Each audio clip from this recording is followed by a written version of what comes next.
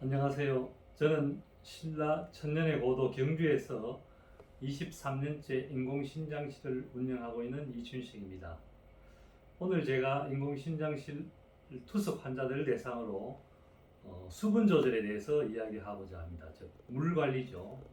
우리 투석 환자들이 물을 어떻게 해야만 하는가, 그리고 왜 물 관리를 해야 되는지, 이 물을 관리하는 것이 우리 장기 생존에 어떻게 해서 중요한지 그거에 대해서 알아보고자 하겠습니다. 자, 우선 오늘 할 이야기를 간단하게 목차를 보면요. 우선 신장의 역할이 어떤 건지 먼저 간단하게 알아봐야 되겠죠. 이것을 이해하고 그 다음 두 번째는 수분 조절, 즉 물 조절이 왜 중요한지를 알아보고 세 번째로는 이 투석 환자가 물을 조절함으로 해서 어떻게 해서 장기 생존하게 되느냐, 오래 살게 되느냐, 건강하게 대해서 요거에 대해서 알아보고 마지막으로 환자의 사례에 대해서 공부해 보도록 하겠습니다. 자, 이것은 우리 우주 공간에서 생명체가 사는 유일한 행성이죠. 이 아름다운 지구입니다. 우리가 살고 있는 이 지구.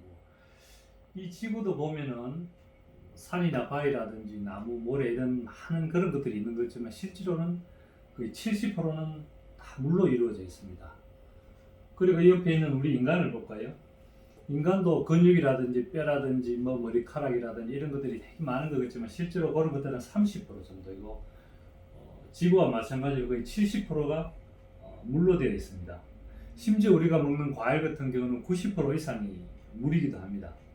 그래서 이런 우리 인체의 많은 구성 성분인 이 70%나 차지하고 있는 물이 과연 우리 인간 몸에는 어떤 영향을 미치고 특히 우리 투석 환자인데는 어떤 영향을 미치는지 알아보도록 하겠습니다.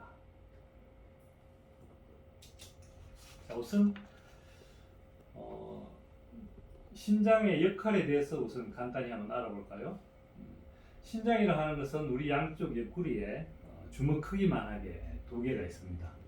그래서 이게 하는 일이 첫째 적혈구 생산 조절이라든지 적혈구를 만들고 혈압을 조절하는 역할을 합니다. 그리고 뼈의 대사 조절, 골다공증을 예방한다든지 비타민 D 대사에 관계되는데 이후에 세 가지는 우리 의사들이 주로 공부할 때 사용하는 것이고 일반 분들에게는 생소한 내용이 될 수 있겠습니다. 일반 분들이 잘 알고 계시는 내용이죠. 네 번째 건데요, 노폐물 제거라고 되어 있습니다. 이거는 우리가 음식물을 먹으면은 음식물 속에는 많은 영양소가 들어있지만은 그 못지않게 노폐물, 즉 요독 성분, 찌꺼기 성분이 많이 있습니다. 이 찌꺼기 성분을 우리가 필터링을 해서 우리 몸 밖으로 배출하는 역할을 하는 것이 콩팥입니다. 이거는 누구나 다 알고 있는 것이죠. 그 다음에 다섯 번째 아주 중요한 조절인데 이 수분 조절 기능이 있습니다. 콩팥이 하는 일이. 이 쉽게 말하면 이거는 댐하고 같은 역할을 하는 것인데요. 우리가 비가 많이 와서 이렇게 물이 많을 때는 그 댐에서 물을 가두어서 홍수가 나지 않게 그런 조절을 하는 역할을 하는 것이고, 그 다음에 비가 오지 않은 건조한 건기에는 댐에서 물을 방류해서 우리가 상수원으로 쓰기도 하고 농업 용수로도 쓰기도 합니다. 그래서 이 수분 조절이 우리 일반인들인 데서는 정상적으로 이루어지고 있습니다. 우리 몸에는 항상성하는 게 있기 때문에 이 콩팥이 적절하게 들어온 수분을 갖다가 배출하기도 하고 또 절유시키기도 하고 그렇게 하고 있죠. 근데 요즘은 보면 물 종류도 굉장히 많습니다. 환자분들이 무슨 물 하면 종류가 사실 굉장히 많은데 의사 입장에서 보면은 오염된 물이라든지 중금속에 들어있는 물이라든지 이런 나쁜 물은 많이 있지만 사실 좋은 물 하는 거는 있을 수가 없죠. 그래서 환자분들은 그런 좋은 물에 너무 현혹되지 않는 것이 좋겠습니다. 자, 이 건강한 사람은 우리 콩팥이 항상 일정하게 조절을 하고 있지만은 신장 기능이 망가진 투석 환자인 데서는 이 물 문제는 굉장히 중요하고 어떻게 보면 위험해질 수 있습니다. 왜 위험한지 우선 한번 간단하게 살펴보도록 할까요? 이 수분이 우리 몸에 축적이 되는 경우에 여러 장기에 나쁜 영향을 미칠 수가 있는데요. 한번 볼까요? 일단 폐가 붓게 되면은 산소 공급이 부족해져서 숨이 차게 됩니다. 조금만 걸어가도 숨이 차게 되고 호흡할 때 에너지 대사가 많이 쓰이기 때문에 우리가 체중 감소가 일어나게 됩니다. 또 간이 충혈되어서 합성 기능이라든지 담즙 분비가 저하되면 소화 기능 장애도 유발할 수 있습니다. 그리고 우리 몸에 있는 소장이나 대장이 붓게 되면은 영양분 흡수가 되지 않는다든지 면역 기능이 저하된다든지 이런 현상도 생길 수가 있고요. 근육이 붓게 되면은 세균 감염의 위험도 있을 수가 있고 상처 치료가 지연된다든지 이런 경우도 올 수 있고요.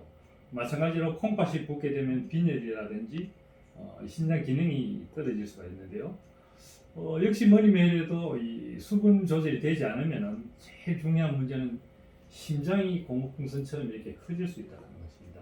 심장이 비대가 되면은 혈압이 올라가게 되고 심장이 커지고 결국은 심부전증으로 빠져서 사망하게 되는 이런 위험한 현상이 초래될 수 있겠죠.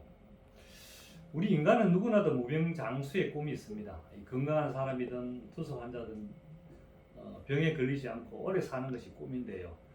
그렇지만 우리가 오래 살려고 하면은 어떤 몸에 좋은 홍삼이라든지 인삼이라든지 그런 불로초를 먹어서 오래 산다는 것은 사실 굉장히 어렵고 거의 불가능한 것이나 마찬가지입니다. 빨리 죽지 않아야 하는데요.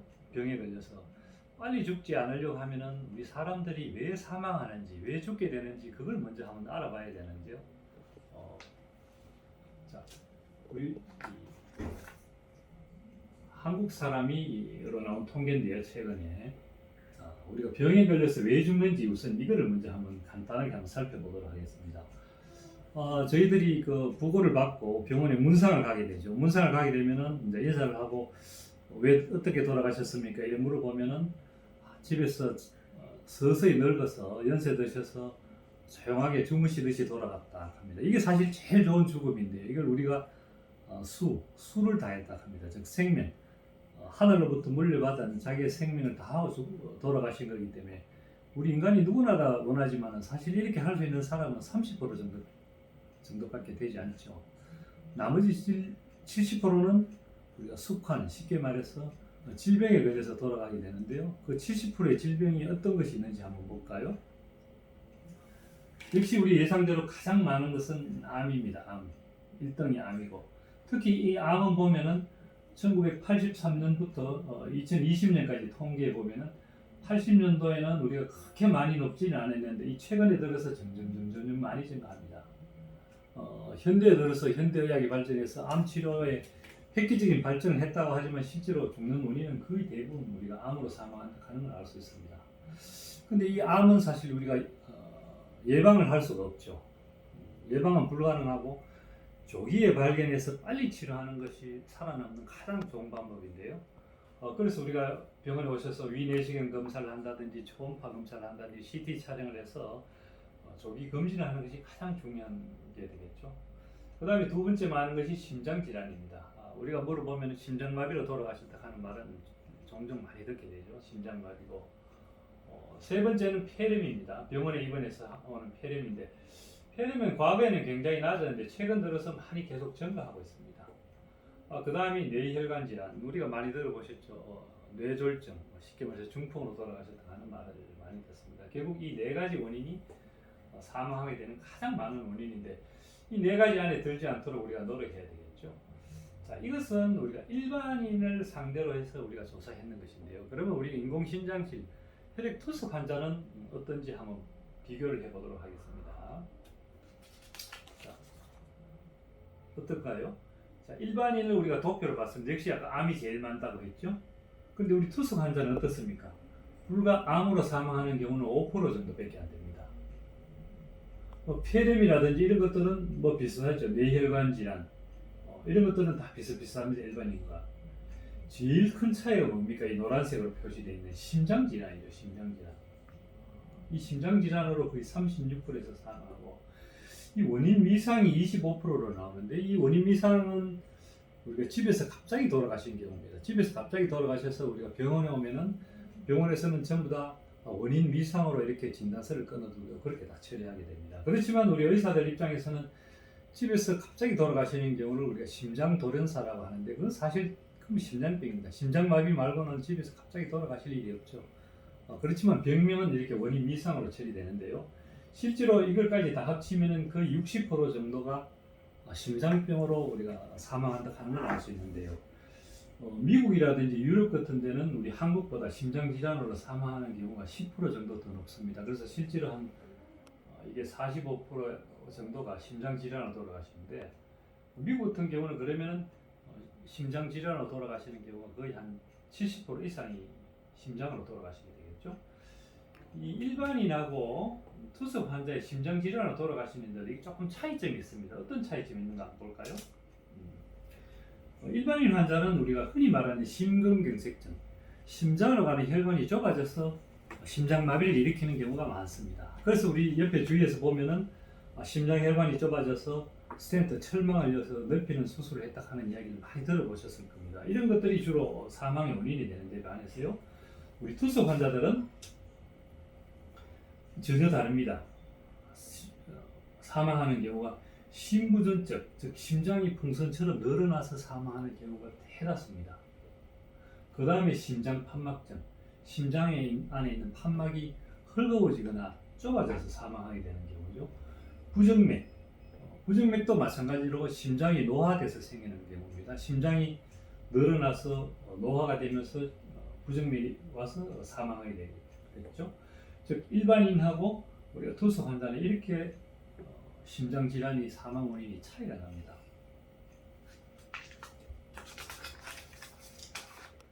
앞에서도 잠깐 언급했지만 우리가 일반인 건강한 사람들은, 정상인들은 심장 혈관이 이렇게 동맥경화적으로 좁아져서 심근경색적으로 사망하게 되고요. 우리 혈액 투석 환자분들은 수분 상태가 과수분 상태가 돼서 혈압이 올라가고 심장이 풍선처럼 부풀어서 사망하게 되는 경우가 많다고 말씀드렸었죠. 자, 그래서 이 수분 조절을 하는 것은 이렇게 중요한데요. 자, 그러면 우리가 이 수분이 우리 몸에 너무 많은지, 이 상태가 어떤지를 우리가 알아야만 이걸 갖다 예방하고 치료할 수 있겠죠. 그래서 우선 과수분 상태, 수분이 과다하게 많은 상태가 어떤지 우선 한번 보겠습니다. 우리 몸에서 수분이 많아지게 되면 제일 먼저 나타나는 현상이 부종입니다. 부종이 주로 눈주위죠. 눈주위가 이렇게 붓는다든지, 아니면 이렇게 하지가 이렇게 붓게 되고, 우리가 손가락을 이렇게 눌러보면 들어갑니다. 살짝 들어가서 빨리 올라오지 않습니다. 이걸 우리가 부종 상태라고 하죠. 이게 우리가 과수분 때 가장 먼저 나타나고 흔한 증상입니다. 우리가 환자분들이 흔히 알 수가 있죠. 그 다음에 바로 올라가는 것이 혈압이 올라가게 됩니다. 투석 환자들 혈압이 올라가면 우리가 과수분 상태를 나타내는 것이고요. 이 폐부종 상태는 아까도 이야기했지만 숨이 조금 차게 됩니다. 이거는 처음에는 잘 나타나지 않고 심해져야 나타납니다. 이 장기부종도 마찬가지로. 그 다음에 흔히 보이는 현상이 우리가 심장 엑스레이 사진을 찍었을 때 심장이 50% 이상 커지게 됩니다. 한번 볼까요? 우리 정상 사람은 심장을 찍어보면 심장 크기가 정상 크기입니다. 이 가슴 크기에 비해서. 근데 이 수분 과다에 의한 환자는 볼까요? 이 가슴 크기에 비해서 심장이 많이 커져 있습니다. 이런 걸 우리가 환자에게 우리가 과수분 상태라 하는 걸 알 수 있습니다. 자, 그러면은 저수분 상태를 한번 알아볼까요? 수분이 모자라는 경우죠. 수분이 부족하는 경우에는 어떤 현상이 나타나느냐? 제일 흔한 증상이 우리가 피로감입니다. 투석한 후에 환자분이 나른하고 피곤하다 합니다. 이런 경우에는 우리가 저수분 상태를 하는 걸 우리가 짐작할 수 있고, 또 혈압이 떨어집니다. 투석 중간에도 떨어지고 집에 가셔서도 혈압이 떨어집니다. 혈압이 떨어져도 사람이 기운이 없어지고 가끔 현기증도 나게 됩니다. 그리고 근육경련. 저도 신장실 회진할 때 환자분들인데 종종 물어보죠. 혹시 투석하고 집에 가셨을 때 근육에 쥐가 났습니까? 이렇게 물어보는데, 이 쥐가 난다는 것은 저수분 상태를 하는 걸 나타내고 있죠. 그리고 입마름이 있는데요. 입마름. 그래서 환자분들이, 우리 투석 환자분들이 입마름을 많이 호소합니다. 이 당뇨병 환자도 마찬가지고. 그래서 물을 자꾸 먹게 되는데요. 실제로 이 입마름은 저수분 상태에 의해서도 생기지만은, 실제로 우리가 환자분들이 약을 많이 먹거나 나이가 들면서 침샘 분비 기능이 약해져서 침이 적게 나와서 고강건조증을 느끼는 경우가 굉장히 많은데요. 이런 경우는 저수분 상태가 아니기 때문에 절대로 물을 드시면 안 되겠습니다. 뭐 피부 탄력도 감소하게 되는데 이런 것들은 뭐 잘 못 느낄 수 있습니다. 이렇게 우리가 저수분 상태는 환자분이 조금 불편하고 컨디션이 조금 떨어지는 그런 걸 느낄 수는 있는데요. 이게 생명에는 사실은 크게 지장이 없습니다. 수명 단축은 일어나지 않습니다. 그렇지만 우리가 과수분 상태에서는 환자분은 크게 불편한 거 없습니다. 환자분은 불편하지 않지만 생명 단축에는 아주 큰 역할을 하게 됩니다. 자, 실제로 그런지 우리 예를 한번 볼까요? 이거에 대해서 우리가 연구했는 논문이 있습니다. 자, 과수분 상태, 환자의 수분이 많은 상태와 저수분, 정상 수분 상태. 이 정상 수분은 우리가 투석을 시작한 후에 100명이 투석을 하고 나면은 약 9년이 지난 후에 보면은 거의 70% 이상, 75% 정도 생존해 있는 걸 알 수가 있습니다. 정상 수분 상태에서는.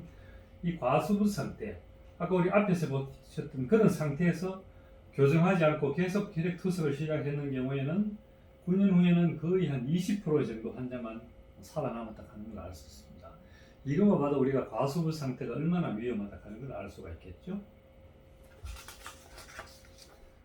자, 이 장기 생존을 위한 그런 각국별로 나라별로 이런 연구에는 또 스터디가 있는데 한번 볼까요? 주로 일본하고 유럽하고 미국에서 일본, 유럽, 이 미국 3개국에서 이런 연구를 했고 한국에서는 이 당시에 연구를 하지 않는데 제가 한국의 생존율을 확인해서 이렇게 그래프로 알릴 수 있게 넣어놨습니다. 한번 볼까요? 5년 후에 보면은 일본은 거의 80%의 환자들이 투석 후에도 생존해 있는 걸 알 수 있습니다. 우리 한국도 보면은 거의 77%, 복막 투석은 71%, 일본하고 거의 유사하게 생존해 있는 것을 알 수 있겠는데요. 이렇게 유럽, 요 세 번째 게 유럽인데 유럽인 경우는 5년 후에는 55% 환자가 생존해 있습니다. 이 가장 선진국인 미국에서는 5년 후에 거의 45% 정도만 환자가 생존해 있고 나머지 55% 환자는 사망하고 없다 하는 걸 알 수 있습니다.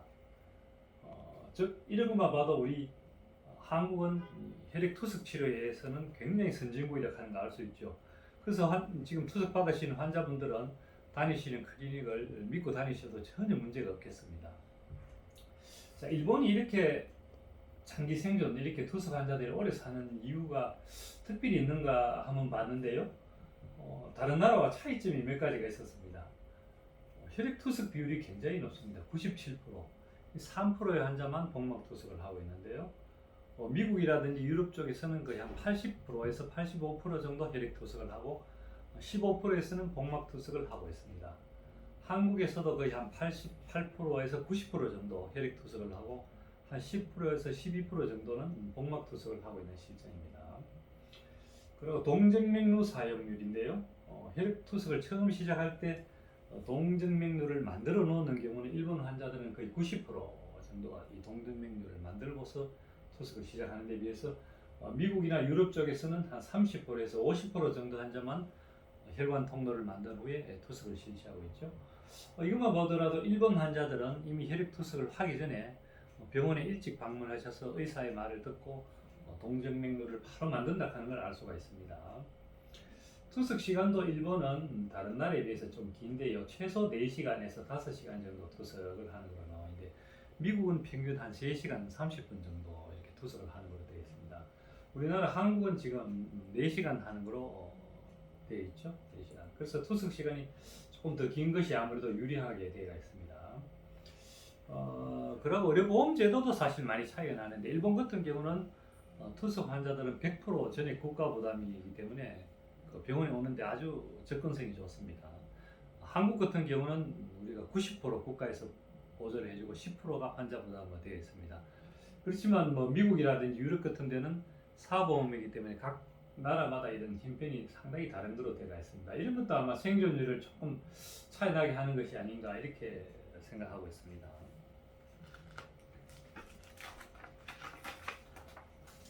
자, 그래서 이렇게 장기 생존을 위해서는 우리 신장협회라든지 이런 학회에서 이렇게 하는 것이 오래 산다고 밝혀져 있는 것들이 있습니다. 그렇게 이렇게 권고, 이렇게 하면은 오래 산다 하는 그런 내용들이 있는데 간단하게 한번 볼까요? 첫째 제일 중요한 것이 투석하고 다음 투석 시까지 체중 증가가 가급적 5% 이내 2.5kg 이상 늘면 안 됩니다. 보통 2.5kg에서 3kg라고 하는데 요거는 체중 60kg 기준인 경우입니다. 물론 몸무게가 100kg 나가는 사람이면 한 4kg 정도까지 체중 증가는 괜찮습니다. 이 체중 증가가 가장 중요하기 때문에 체중이 증가하지 않아야 되고요. 투석 시간을 꼭 준수하는 것이 좋습니다. 우리 환자분들 3시간만 지나면 지겹다고 자꾸 빨리 배올락하는 사람이 있는데요. 가끔 한 번씩 이렇게 단축하는 것은 괜찮지만 지속적으로 단축하는 것은 수명 단축이 되니까 꼭 그렇게 하시지 않도록 하시는 게 좋습니다. 평균 혈압인데요. 이거는 평균 혈압이 100에서 120인데 사실 수축기 혈압으로 보면은 120에서 150 정도가 가장 이렇게 오래 사는 걸로 되어 있습니다. 가끔 환자분들 혈압이 너무 높다, 140, 150 나온다고 컴플레인 하시고 혈압을 빨리 낮춰주려고 이렇게 하시는 투석 환자분들이 있는데요. 우리 투석 환자들은 일반 환자하고 혈압 기준이 다릅니다. 우리 일반 환자들은 혈압이 140, 150이면 높기 때문에 낮춰줘야 하는데요. 투석 환자들은 140, 150도 우리가 정상 혈압으로 보고 있고 140, 150까지는 생존율에 영향을 미치지 않는 것으로 되어 있습니다. 그걸 좀 참고해 주시면 고맙겠고요. 그 다음에 뭐 표준 투석 효율이라든지 KT-오버 이런 거라든지 빈혈 수치 10에서 12, 단백질 섭취 이런 것들은 우리가 환자가 해줘야 되는 것이죠. 하루에 보통 킬로그램당 1g이 되니까 우리 소두로 치면 어른 손바닥 반틈 정도의 단백질을 규칙적으로 섭취하는 것이 우리 생존율을 높이는 것으로 되어 있습니다. 심흉비, 심장이 커지면은 우리가 빨리 죽는 것으로 되어 있기 때문에 심장을 절대로 크게 하지 마라 하는 것도 중요하고요. 혈중의 인수치, 인이 높은 음식을 우리가 드시지 않는 것이 중요하고요. 알부민 수치, 이거는 우리가 어떻게 보면 환자의 영양 상태를 나타나고 있습니다. 즉, 잘 먹는 분이 더 오래 사는 것은 우리 투석 환자들도 역시 마찬가지죠. 자, 이렇게 우리가 투석해서 다음 투석까지 올 때까지 우리가 근체중, 즉 몸무게 관리하는 것이 가장 중요한 것으로 되어 있는데요. 그래서 우리가 투석을 마친 후에 체중을 근체중이라 합니다. 이 근체중을 적절하게 유지하는 것이 장기 생존에 가장 중요한 내용입니다. 이 근체중이라고 하는 것이. 이거 우리 의사들이 쓰는 말이기 때문에 환자분들인데는 좀 생소할 수도 있는데 이게 한번 알아보시는 게 좋겠죠. 근체중이라 하는 것은 우리가 투석 사이에 물을 먹어서 초과된 체중을 병원에 왔을 때 혈액투석으로 제거한 후에 우리가 체중을 근체중이라고 합니다. 즉 투석 직후에 혈압도 괜찮고 부종이 없는 상태를 말하는 것이죠. 이런 경우는 부기가 없이 혈압이 정상적으로 유지되면서 몸 컨디션이 좋을 때를 말합니다. 즉 적절한 근체중이 잘 유지되면 사실은 혈압약을 먹지 않고 혈압을 유지하는 것이 가장 좋은 거죠. 그렇지만 이거 뭐 쉽지는 않습니다만 가끔 우리가 근체중 이거는 우리 환자분들도 그렇고 우리 클리닉에서도 이 고정되어 있는 것처럼 생각해서 자꾸 여기에 맞추려고 하는데 사실은 이건 고정되어 있는 것이 아닙니다. 환자의 상태에 따라서 증가시키거나 감량을 시켜야 됩니다. 기본적으로 보면 역시 제일 중요한 것은 환자의 식사량이죠. 식사를 잘 하셔서 몸무게가 증가하면 그에 맞춰서 근체중을 조절시켜 줘야 되고 밥맛이 없어서 식사량이 줄어들게 되면 그에 맞춰서 같이 근체중을 줄여주는 것이 가장 중요하겠습니다.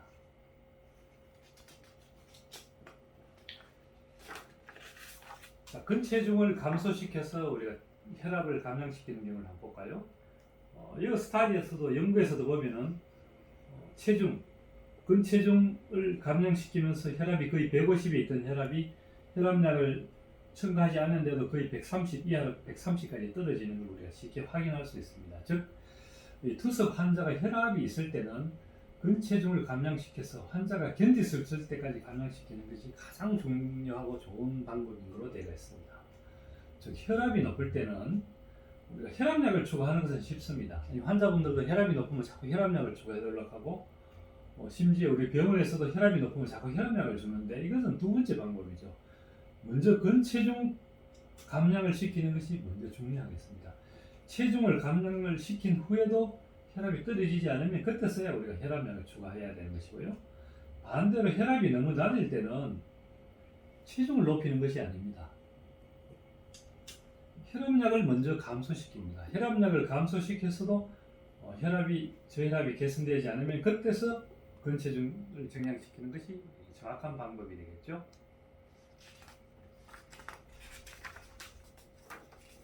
자, 이렇게 우리가 수분 조절, 물을 먹지 않고 근체중 조절을 적절하게 해서 오랫동안 건강하게 살려고 하면은 어떻게 하면 그런 물을 적게 먹을 것이냐, 이게 가장 중요한데요. 물을 아무리 적게 먹으라 해도 안 됩니다. 왜? 갈증을 자꾸 느끼기 때문에. 당뇨 환자들이 설탕이 단 게 자꾸 땡기듯이 우리 투석 환자들은 물을 자꾸 먹고 싶은 것이 인지상정입니다. 그래서 이 물을 가급적 적게 먹으려면 어떻게 할까요? 우선 이걸 한번 볼까요? 이렇게 해야 물을 적게 먹지 않겠습니까? 첫째, 갈증을 줄여야 되는데 이 갈증을 줄이는 방법은 당뇨가 있는 사람은 혈당을 낮춰주는 것이 중요하고요. 미지근하거나 더운 물보다는 찬물, 아주 차게 해서 조금이라도 먹는 것이 갈증이 줄어듭니다. 그리고 신맛이 나는 레몬즙 이런 걸 갖다가 입에 축이다든지 조금씩 넣는다든지 이런 방법도 있고요. 물보다는 얼음 조각을 해서 입에 넣고 이렇게 넣는 것이 좋고요. 껌을 씹는 방법도 있습니다. 과일을 먹을 때도 아주 차게 하거나 얼어서 냉동시켜서 조금씩 먹으면 갈증을 덜 느낄 수도 있습니다. 그리고 우리가 짜게 먹으면 갈증을 많이 느끼기 때문에 물을 많이 먹게 됩니다. 그래서 가급적 소금기가 적게 먹어야 되는데 염분을 적게 섭취하는 방법도 보면은 간을 볼 때는 차게 해서 보는 것이 낫죠. 그리고 소금이나 간장이나 이런 소금이 많이 든 양념보다는 우리가 마늘이라든지 참기름이라든지 뭐 이런 것들로 대체하는 것이 좋고요. 제일 중요한 것은 역시 한국인 식당에서는 국물이 있는 음식이 많죠. 그래서 이건 어쩔 수 없는데 이 국물이 있는 음식을 먹을 때는 국물은 하나도 먹지 않고 건더기만 건져서 먹는다고 생각하시면 됩니다. 국을 먹든지 심지어 뭐 짬뽕이라든지 라면이라든지 이런 거 먹을 때는 국물 있는 거 먹을 때는 반드시 건더기만 먹는 습관을 들인 것이 좋겠죠. 찌개 대신 구이가 훨씬 좋을 것이고 김치 대신 생채나 이런 걸 먹는 게 좋고요. 젓갈이나 장아찌 이런 염장 식품들은 아예 먹지 않는 것이 좋겠죠. 인스턴트 식품에는 우리가 이 소금이 굉장히 많이 들어있습니다. 그래서 이런 것들을 좀 피해주는 것이 갈증을 덜 느껴서 수분 조절하는 데 중요합니다. 자, 그러면은 우리 투석 환자분들이 물어보십니다. 물을 얼마나 먹을 수 있습니까? 하루에? 이렇게 물어보시는데 우리 물 섭취량은 자기가 일단 하루 종일 보는 소변의 양을 알아야 됩니다. 우리가 소변량이 우리가 1리터 1000cc가 나온다면은 소변량 플러스 물은 500cc에서 1000cc 정도까지 우리가 허용하고 있습니다. 평균적으로 보면 700cc 정도 되는데요. 자, 그러면 소변이 전혀 나오지 않는 분들이 많이 있는데 소변이 전혀 나오지 않는 경우는 우리가 한 700cc 정도만 먹어야 되겠죠. 하루에 700cc 정도.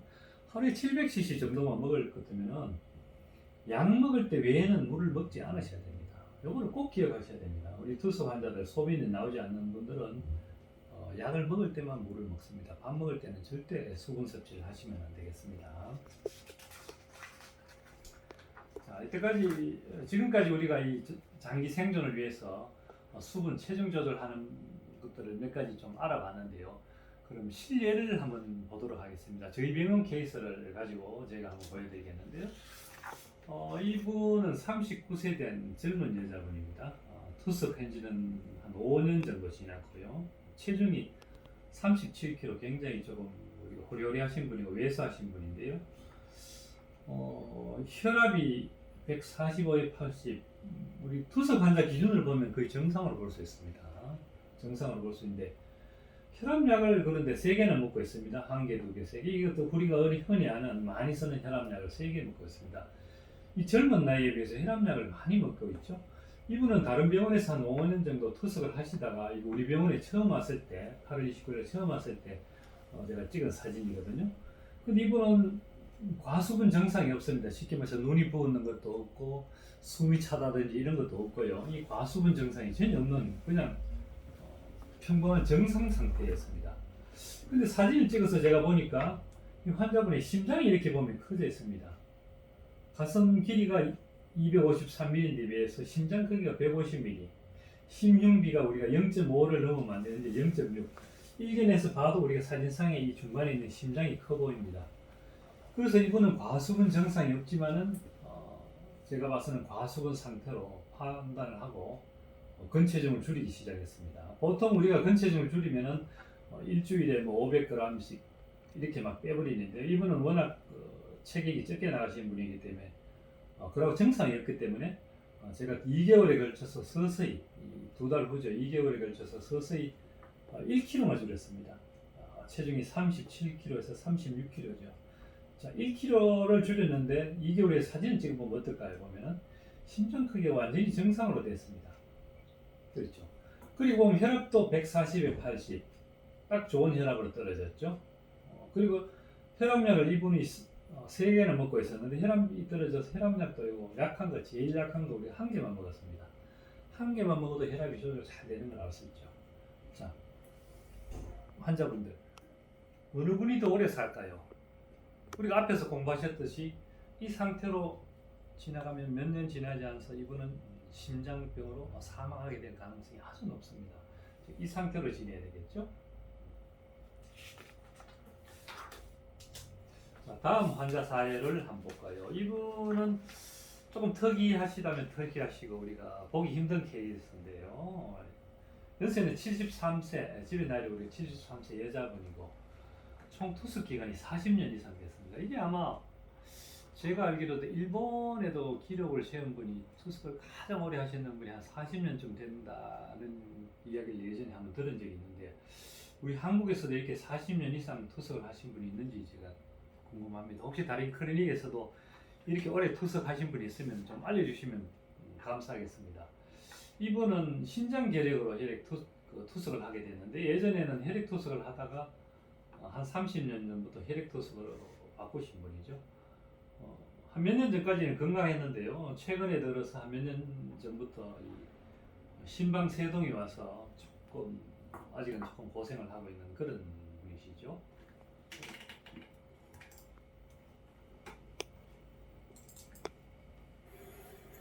클로즈업 한번 해볼까요?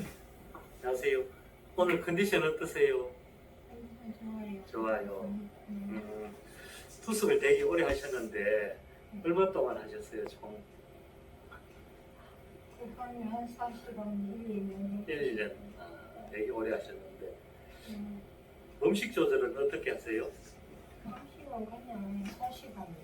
소식, 그리고 군것질 안 하고 군것질 안 하고 커피 같은 것도 안 먹고 커피 같은 거 안 먹고 칼륨 높은 음식 좀 조심하고 물은 어떻게 하고 있어요? 물을 목이 자꾸 마른데 많으니까 네. 껌을 씹지 네, 껌을 씹는다고. 물 많이 안 먹으려고 껌 말고는 뭐 따로 하는 거 없어요? 사탕 가끔 한 개. 사탕 가끔 한 개씩 먹고. 그래서 이렇게 물을 안 먹어서 체중이 적게 들어와서 혈압이 많이 떨어지는데 혈압이 100 이하로까지 떨어지는데 이럴 때 힘들지 않으세요? 혈압이 옛날에는 힘들었는데요. 예. 적응이 돼서 음. 지금은 많이 떨어져서 힘이 안 들어요. 잘 적응하고 계시다 그죠? 네. 이거 바로 오래 투숙할 수 있고 건강하게 사는 비결인 것 같습니다. 오늘도 투숙 열심히 하세요. 네. 자, 이렇게 오래 투숙을 하시는 분인데 이분의 차트를 잠깐 한번 볼까요? 안녕하세요. 오늘 컨디션 어떠세요?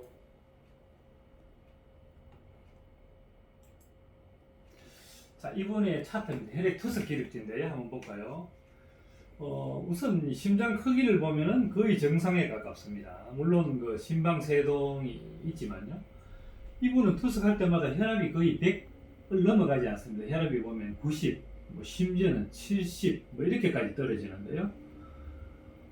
그래서 이것 때문에 우리 간호사분들하고 가끔 다툽니다. 이분은 우리가 투석실에서 환자분들하고 우리 직원분들하고 의사분들하고 다투는 이유가 주로 환자분들은 물을 많이 빼면은 즉 수분 제거를 많이 하면 힘들기 때문에 자꾸 적게 빼달라고 하고 병원에서는 환자의 건강을 위해서 많이 빼주려고 합니다. 그래서 보통 다툼이 생기는데요. 이분은 정반대입니다. 혈압이 너무 떨어지니까 우리 직원분들도 너무 스트레스를 받아가지고 자꾸 체중을 적게 줄이려고 하는데 이분은 반대로 자꾸 많이 빼달라고 해서 우리 직원하고 싸움이 생기고 자꾸 다툼이 생겨서 제가 올라가서 중재를 하는 그런 특이한 케이스죠. 일반 우리 환자하고는 정반대의 케이스입니다. 즉 이분은 보면은 40년 이상 투석을 했는데도 이렇게 오래 사시는 것은 결국은 엄격한 수분 관리 때문이 아닌가 이렇게 생각하고 있습니다. 이 수분 관리는 이렇게 중요한 것 같습니다. 자, 지금까지 공부 여러 가지 하셨는데요. 우리 환자분들 다 잊어버렸을 수도 있습니다. 물론 다 잊어버려도 좋습니다. 제가 마지막에 드리는 이 사진 한 장만 기억하시고 가시면 되겠는데요. 이거 문제 한번 볼까요? 우리가 맛있게 끓여 먹는 생태입니다. 생태. 탕을 끓여 먹으면 참 맛있죠. 이 생태는 맛은 좋지만 그냥 두면 일주일이 지나면 썩어버립니다. 먹을 수가 없고 부패하게 됩니다. 그렇지만 이렇게 물기가 건조한 이런 명태는, 즉 북어죠. 이 황태나 북어는 1년이 가든 10년이 가든 상하지 않습니다. 이렇게 물에 빠지면 거의 10분 내로 사망해 버리게 되는데요. 이렇게 사막, 이거는 접니다. 아주 물이 귀한 요르단 사막에 갔을 때 제가 팔을 들고 찍은 사진인데, 이렇게 물이 건조한 사막에서는 쉽게 죽지 않습니다. 오아시스를 만날 수도 있고 누군가가 또 구해줄 수도 있습니다. 그래서 우리 투숙 환자분들은 물은 굉장히 위험한 존재입니다. 그래서 이 물 관리를 철저하게 하셔서 건강한 투숙 생활을 영위하시기 바랍니다. 감사합니다.